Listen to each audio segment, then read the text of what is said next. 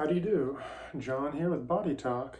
The last video was about a placebo phenomenon around quartz crystal, salt rock kind of stuff.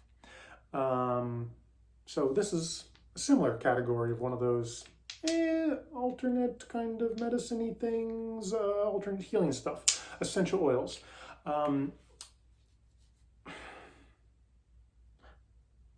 They exist in a gray area.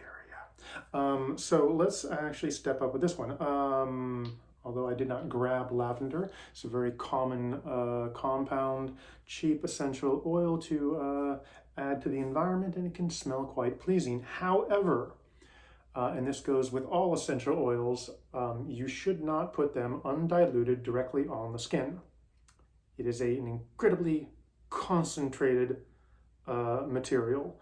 And it will absorb into the skin, and it could have negative effects.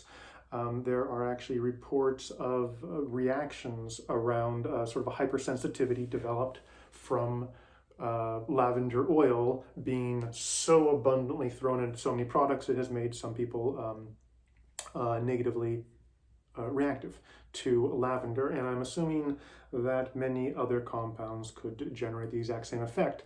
There's also research about putting essential oils into the diffusers in houses, and although not necessarily being a problem for people, for some animals they can be quite bad.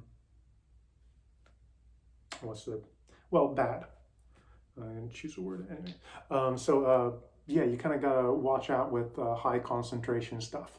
Now, those are sort of the negative elements. In a positive, quite quickly, some of these can do some nice stuff. Eucalyptus, for example, you would not necessarily apply it directly to the skin, but if you place it in the face cradle, a dab on a bit of the fabric where it's not going to touch the skin, that can very quickly open up the sinus cavities and be a pleasant experience there. There's a lot of different compounds that have various subtle effects, and yet sometimes that's all we need, is just a little subtle effect to nudge us in the right direction.